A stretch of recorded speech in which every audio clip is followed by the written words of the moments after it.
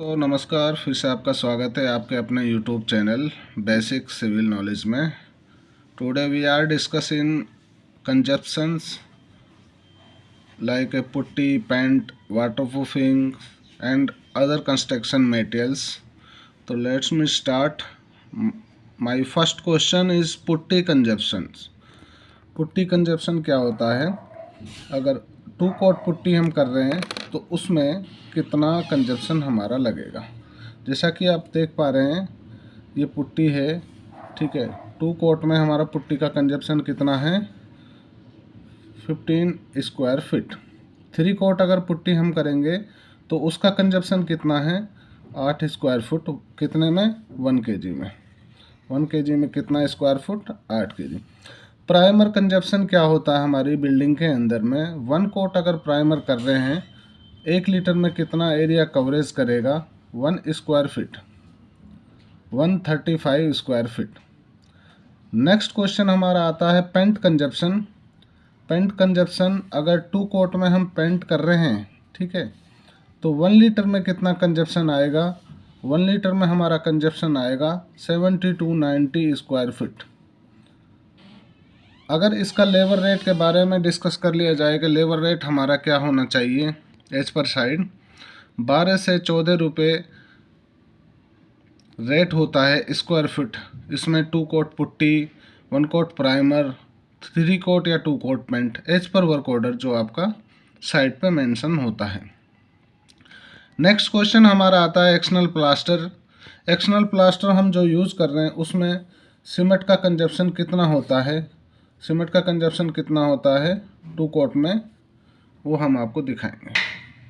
Next question आता है हमारा एक्सटर्नल प्लास्टर का। एक्सटर्नल प्लास्टर का जो पर स्क्वायर मीटर है उसमें कितना सीमेंट लगेगा? एक्सटर्नल प्लास्टर में 9 kg पर स्क्वायर मीटर लगेगा बोथ कोटों में, ठीक है। 2 कोटों में, first coat and second coat में, 2 कोट में लगेगा। और इंटरनल प्लास्टर की अगर हम बात कर लिए जाए तो इंटरनल प्लास्टर का जो रेशो है वो कितना? 4.8 kg पर स्क्वायर मीटर। और थिकनेस कितना लेते हैं? 12 mm थिकनेस लेते हैं। What is a labour rate for plaster work? Labour rate क्या हम होता है साइड पे? लेबर रेट होता है 10 to 12 स्क्वायर फीट, ठीक है। पर स्क्वायर फीट का रेट होता है 10 to 12। अगर एक्सटर्नल प्लास्टर की बात कर लिया जाए तो एक्सटर्नल प्लास्टर का रेट क्या होता है? 15 to 18 पर स्क्वायर फीट, ठीक है। जिप्सम प्लास्टर की अगर बात कर लिया जाए तो जिप्सम प्लास्टर जो हम अप्लाई करते हैं उसका थिकनेस कितना mm होता है? उसका थिकनेस 12 mm होना चाहिए, ठीक है। और सीलिंग में अगर कर रहे हैं तो सीलिंग में जो पनिंग होती है, ठीक है, 6 से 8 mm होती है, ठीक है। उसके बाद में 1 kg में कितना जिप्सम लगेगा? जिप्सम प्लास्टर तो 1 kg में 1 स्क्वायर फुट, ठीक है। 1 स्क्वायर फुट में 1 kg लगेगा। और अगर इसकी कैलकुलेशन की बात कर ली जाए तो इसका कैलकुलेशन कैसे करेंगे? Area into density into thickness, ठीक है। Area density into thickness. Area 1 square metre और डेंसिटी कितना हो गया? 1050। और उसके बाद में थिकनेस कितना? 12 mm। 12 mm को कन्वर्ट कर लिया है मीटर में। चलिए नेक्स्ट ऐसे ही इंपॉर्टेंट क्वेश्चन आपको दिखाते हैं। नेक्स्ट क्वेश्चन आता है हमारा पीओपी का कंजप्शन क्या होता है? पीओपी का अगर वाल पनिंग कर रहे हैं हम, ठीक है, पीओपी का वाल पनिंग कर रहे हैं, उसका थिकनेस 10 mm ले रहे हैं तो उसका 1 स्क्वायर मीटर में कितना कंजप्शन लगेगा? 15.5 kg, ठीक है, पर स्क्वायर मीटर। अब पीओपी का डेंसिटी कितना होता है? पीओपी का डेंसिटी होता है 1550 kg पर एम क्यू। फॉर्मूला वही रहेगा, एरिया डेंसिटी इनटू में थिकनेस। खुद भी कैलकुलेशन इसका कर सकते हैं, ठीक है। फॉर्मूला ये रहेगा। उसके बाद में टाइल वर्क आ जाता है। टाइल वर्क में सीमेंट का कंजप्शन कितना लेंगे? ठीक है, सीमेंट का कंजप्शन कितना लेंगे? फ्लोर टाइल वर्क, ठीक है। अगर हम फ्लोर टाइल वर्क कर रहे हैं, तो फ्लोर टाइल में 1 बैग में, ठीक है, विद 20% वेस्टेज अगर कवर करेंगे तो, और उसका जो मोटार का थिकनेस है वो कितना रहेगा? वो रहेगा 35 mm। तो 1 बैग में कितना हम लगाएंगे? 1 बैग में जो टाइल लगेगा वो लगेगा 25 स्क्वायर फीट, ठीक है। अगर वॉल टाइल की बात कर लिया जाए तो वॉल टाइल में सीमेंट का कंजप्शन कितना रहेगा? और उसका सीमेंट का जो थिकनेस रहेगा जो पेस्टिंग करेंगे वो रहेगा 4 mm, और इसमें 1 स्क्वायर फीट में कितना सीमेंट लगेगा, 1 स्क्वायर फीट में लगेगा 1.1 kg। ठीक है, 1.1 kg 1 स्क्वायर फीट में हमारा सीमेंट लगेगा। उसके बाद में स्टोन वर्क का अगर डिस्कस कर लिया जाए, स्टोन वर्क जो हम फ्लोरिंग यूज करते हैं, ठीक है, फ्लोरिंग का क्या होता है, मार्बल फ्लोरिंग में अगर सीमेंट यूज़ कर रहे हैं तो 0.3 बैग पर स्क्वायर मीटर में कंजप्शन आता है। ठीक है, इसको बैग को अगर हम केजी में कन्वर्ट करेंगे तो बैग को कन्वर्ट करने के लिए इनटू में कितना कर देंगे, 50, बिकॉज 1 बैग का जो वेट होता है 50 किलो का होता है, और ये हमारा केजी में कन्वर्ट हो जाएगा। ठीक है, उसके बाद में एक इम्पोर्टेंट नोट्स क्या है, अगर हम मार्बल फ्लोरिंग यूज़ कर रहे हैं, मार्बल फ्लोरिंग के अंदर जो सीमेंट यूज करते हैं वो वाइट सीमेंट यूज करते हैं एज ए सैलरी कोटिंग के लिए, और उसका रेशो कितना होता है, 1:3 का होता है। नेक्स्ट क्वेश्चन हमारा इंजीनियर्स आता है, 9 इंची ब्रिक वर्क कर रहे हैं, अगर विदाउट मोर्टार 1 क्यूबिक मीटर में ब्रिक्स काउंट की जाए तो वो कितना रिक्वायर्ड होता है, वो होता है 500। ये होता है मेरा without mortar. Without mortar is equal to बिना मसाले के। अगर 9 इंची में विद मोर्टार अगर ब्रिक्स कैलकुलेशन किया जाए तो वो कितना होता है, 480। ठीक है, 4 इंची में 1 स्क्वायर मीटर में कितना ब्रिक्स लगेगा, 45 नंबर। ठीक है, 45 नंबर ब्रिक्स लगेगा। एज ए प्रैक्टिकल, ये साइड प्रैक्टिकली नॉलेज है इंजीनियर्स। 9 इंची में अगर ब्रिक्स कैलकुलेशन किया जाए, 9 इंची में अगर सीमेंट का रिक्वायर्ड होता है, जो 9 इंची ब्रिक वर्क होता है, वो 1 क्यूबिक मीटर में कितना सीमेंट लगेगा, 1 क्यूबिक मीटर में सीमेंट कितना लगेगा, 1 क्यूबिक मीटर में लगेगा 1.23 बैग। अगर इसको केजी में कन्वर्ट कर लिया जाए तो 1.23 इंटू में 50। ठीक है, ये केजी में कन्वर्ट हो जाएगा। वाटर प्रूफिंग नेक्स्ट क्वेश्चन हमारा वेरी इंपॉर्टेंट क्वेश्चन है, जो कि साइडों पे हम यूज करवाते हैं। देखो, सीमेंटेटियस वाटर प्रूफिंग का हमने इसमें इंडिकेट किया है कि सीमेंटेटियस जो वाटर प्रूफिंग होता है, ठीक है, उसका कवरेज एरिया क्या होता है, उसका कवरेज एरिया होता है 2 कोट का, हमने यहाँ पे वर्णन किया है 70 to 80 स्क्वायर फीट 1 kg। ठीक है, और 2 कोट में ये हम करते हैं। ठीक है, 2 कोट में 1 kg cementitious water proofing 70 to 80 square foot कवर करता है। अगर इसका रेशो का अगर हमें रेशो क्या होना चाहिए, रेशो होना चाहिए 1:2। 1 क्या है, 1 है इंजीनियर सीमेंट्स, और 2 क्या है, वाटर प्रूफ केमिकल्स।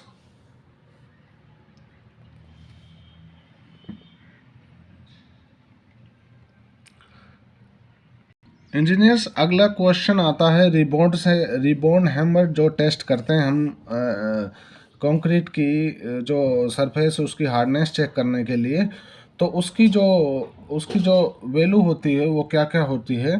देखो, वेरी गुड में अगर आ रहा है रिबॉन्ड तो उसकी वैल्यू मोर देन कितनी रहेगी, 40। ठीक है, अगर गुड लेयर में आ रहा है तो 30 to 40, और फेयर में आ रहा था 20 to 30। Okay engineers. अच्छा, स्टील नीड 4। ठीक है, स्टील के बारे में हम आपको वो करेंगे। स्टील नीड क्या होती है, अगर रेजिडेंस बिल्डिंग के अंदर स्टील कितना रिक्वायरमेंट होता है, रेजिडेंस बिल्डिंग अगर हम डिज़ाइन कर रहे हैं तो स्टील की रिक्वायरमेंट होती है 4.5 to 4.75 kg पर स्क्वायर फीट। ठीक है, उसके बाद अगर कॉमर्शियल बिल्डिंग कर रहे हैं तो 5 to 5.5 kg पर स्क्वायर फीट। उसके बाद अगर हैवी स्ट्रक्चर हम कंस्ट्रक्शन कर रहे हैं तो हैवी स्ट्रक्चर के लिए जो स्टील की रिक्वायरमेंट होती है 8 to 9 kg पर square feet.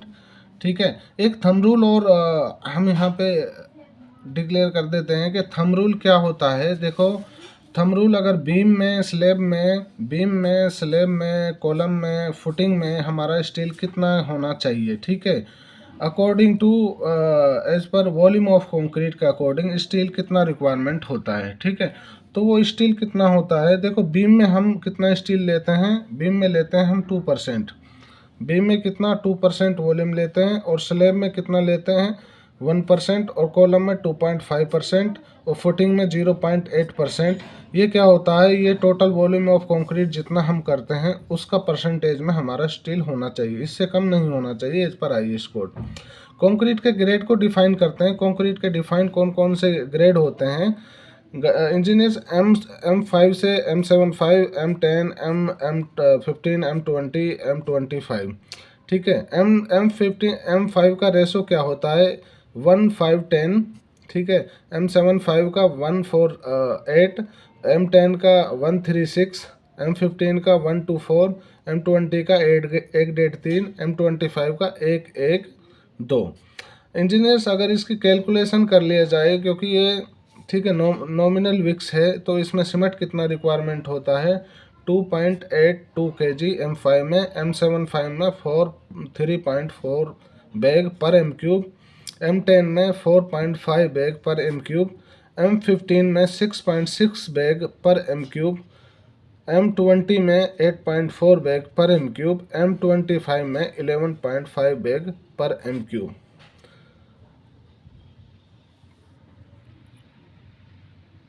Engineer next question आता है हमारा, ऑर्डिनरी कंक्रीट ग्रेड कौन कौन से होते हैं? दो भागों में डिवाइड करते हैं कंक्रीट ग्रेड को। एक ऑर्डिनरी होता है, एक स्टैंडर्ड होता है। एक ऑर्डिनरी होता है, एक स्टैंडर्ड होता है।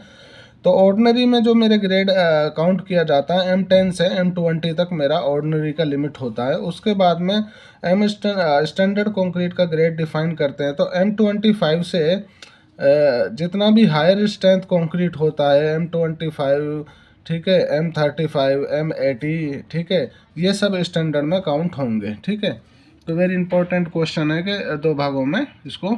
अच्छा इंजीनियर्स, एक क्वेश्चन और डिस्कस करते हैं प्रोडक्टिविटी के बारे में, कि एक मिस्त्री एक लेबर साइड पे कितना प्रोडक्टिविटी के अकॉर्डिंग काम करते हैं। प्लास्टर वर्क का अगर प्रोडक्टिविटी कैलकुलेशन कर लिया जाए तो प्लास्टर वर्क कितना रिक्वायर्ड होता है? Minimum 100 square feet per day, एक मिस्त्री एक labour. External plaster 40 square feet per day, एक मिस्त्री एक labour. Brick work 1.27 cubic metre per day की रिक्वायरमेंट होती है। टाइल वर्क कितना चाहिए? 100 square foot per day. Ceiling plaster 90 square foot per day. और सेटरिंग वर्क कितना चाहिए? सेटरिंग वर्क चाहिए हमारा 11 square foot per day. Steel work कितना? 100 kg बाइंडिंग होना चाहिए स्टील पर डे, एक मेसन एक लेबर से। और block work 1.5 cubic metre per day. Earthwork excavation कितना होना चाहिए? 100 क्यूबिक फीट। पीओपी वाल पनिंग कितना होना चाहिए? 120 स्क्वायर फुट। फॉल सीलिंग कितना होना चाहिए? 10 square foot. Door frame fixing 10 numbers, door frame fixing 10 numbers. और स्टोन वर्क कितना होना चाहिए? स्टोन वर्क होना चाहिए 50 square foot per day. Engineers, ये बेसिक क्वेश्चन है, ये हर इंजीनियर को पता होना चाहिए कि कितना रिक्वायरमेंट, कितना प्रोडक्टिविटी हम डेली यूज़ करते हैं। ठीक है, ये इम्पोर्टेंट क्वेश्चन हम आपके लिए जो लेके आए हैं, ये ना यूट्यूब चैनल पे कहीं पे मिलेंगे, और ये हमने एक क्वेश्चन विद प्रैक्टिकली आपको शो किया है। ठीक है, ये यूट्यूब पे कहीं पे भी ये क्वेश्चन नहीं है। इंजीनियर नेक्स्ट क्वेश्चन आता है स्टील का टॉलरेंस के बारे में। स्टील का टॉलरेंस क्या होना चाहिए? अगर as per according to diameter हम उसको चेक कर रहे हैं, तो स्टील का टॉलरेंस हमें कितना फाउंड होना चाहिए? स्टील का टॉलरेंस, ठीक है, 0 से 25 mm बार जो होता है 10 mm, और ये 16 mm, 20 mm। 0 से 25 में टॉलरेंस हमारा कितना रिक्वायरमेंट होता है? ±0.5%। 25 से अगर 35 mm डाया बार है हमारा, तो उसका टॉलरेंस कितना होना चाहिए? 0.6% प्लस माइनस। ठीक है, 35 से अगर 50 mm का डाया बार है तो उसका टॉलरेंस कितना होना चाहिए? ±0.8%। ये according to as per diameter है। ठीक है, ये डायामीटर के हिसाब से है, ये डायामीटर के हिसाब से कि डाया जो बार होता है उसके अकॉर्डिंग हम टॉलरेंस कितना लेते हैं। अकॉर्डिंग टू वेट अगर टॉलरेंस काउंट किया जाए, ठीक है, तो वो कितना होना चाहिए? अकॉर्डिंग टू वेट अगर टॉलरेंस 0 से 10 mm है तो ±7%। 10 to 16 mm डाया बार है तो उसका ±5%। 16 अबव डायामीटर बार है हमारे पास में, तो उसमें टॉलरेंस कितना? ±3%। इंजीनियर्स, वन क्वेश्चन और डिस्कस करते हैं डोर फ्रेम के बारे में, कि डोर फ्रेम का किसी को पता नहीं होता है कि मोस्टली ठीक है। उसका जो मेजरमेंट करते हैं वो किस में करते हैं, वो क्यूबिक फीट में करते हैं, ठीक है। और क्यूबिक फुट में करने के लिए इसमें बहुत सारी कैलकुलेशन हम आपको शो कर रहे हैं। देखिए ये मेरा डोर फ्रेम है और ये इसका लेंथ कितना है 2100 है, ठीक है। और विड्थ कितना है 1 मीटर है, ठीक है। बोथ साइड मेरा 2100 और विड्थ कितना हो गया 1 मीटर हो गया, ठीक है। अब क्रॉस सेक्शनल एरिया अगर देखा जाए तो विड्थ 100 mm और ये जो एरिया देख रहे हैं ये इसको पाताम कहा जाता है। पाताम का जो है, ठीक है, वो पाताम कितना है मेरा, पाताम 35 mm है, ठीक है। उसके बाद में इसका अगर कैलकुलेशन देख लिया जाए तो वो है कि क्रॉस सेक्शनल एरिया, पहले हम इसका काउंट करेंगे। क्रॉस सेक्शनल एरिया क्या होता है, लेंथ इंटू में विड्थ। लेंथ क्या है मेरा 100 mm, ठीक है। और विड्थ क्या है, वो भी 100 mm का है। लंबाई चौड़ाई है जो है विड्थ की, ठीक है। लेंथ इंटू में थिकनेस, ठीक है, ये थिकनेस इंटू में विड्थ है, ठीक है। उसके बाद में 100 mm और ये काउंट आ गया मेरा, इसका कैलकुलेशन किया इतना आ गया। अब लेस पाताम एरिया, पाताम जिसको बोला जाता है, ये जो पाताम होता है डोर के अंदर ये वाला एरिया होता है, इसको पाताम कहा जाता है। ये वाला पाताम कितना है 35 mm का होता है। इसको ये हमने मीटर में काउंट कर रखा है। 0.035 इंटू में 0.035, इसका कैलकुलेशन करेंगे तो इतना आ जाएगा। क्रॉस सेक्शनल एरिया मेरा अगर काउंट करेंगे तो जो इसका क्रॉस सेक्शनल एरिया था इसमें से पाताम का साइज को डिडक्शन कर देंगे और ये मेरा कितना आ जाएगा, इतना आ जाएगा। टोटल रनिंग लेंथ कितना है मेरा 2100, 4200 और देखो ये 1 मीटर है तो इसकी थिकनेस को यहाँ से कम कर लिया जाएगा तो 100 mm, तो ये कितना बच गया मेरा 800 mm। तो टोटल रनिंग मीटर कितना आ गया 5 मीटर। अब टोटल वॉल्यूम ऑफ वुडन निकालेंगे तो टोटल वॉल्यूम ऑफ वुडन का फॉर्मूला क्या होता है, क्रॉस सेक्शनल एरिया इंटू में running length, cross sectional area into में रनिंग लेंथ। तो ये मेरी कैलकुलेशन करेंगे तो 0.044 क्यूबिक मीटर आ जाएगा, ठीक है। अब क्यूबिक मीटर को मैं काउंट करूँगा, एक एम क्यूब में, एक क्यूबिक मीटर में कितने क्यूबिक फीट होते हैं 35.31 क्यूबिक फीट, ठीक है। अगर इसको मैं फिट में कन्वर्ट करूँगा तो इसको इससे मल्टीप्लाई कर दूंगा और मेरा आंसर क्या आ जाएगा 2.55 क्यूबिक फीट। यानी एक डोर फ्रेम की जो मेरी मेजरमेंट होती है वो मेजरमेंट कितनी होती है, वो मेजरमेंट होती है 2.55 क्यूबिक फीट। और ऐसी ही इम्पोर्टेंट वीडियो हम लेके आएंगे आगे आपके लिए, जो एक इंजीनियर्स के लिए मस्ट होती हैं, बहुत इंपॉर्टेंट होती हैं, साइड के लिए, कैलकुलेशन के लिए, इंटरव्यू के लिए, साइड वर्क्स के लिए। तो प्लीज़ हमारे साथ में बने रहिए और नेक्स्ट अपडेट के लिए आप हमारे साथ में जुड़े रहिए। चैनल को सब्सक्राइब कीजिए और लाइक कीजिए और शेयर कीजिए। थैंक यू, नमस्कार, जय हिंद।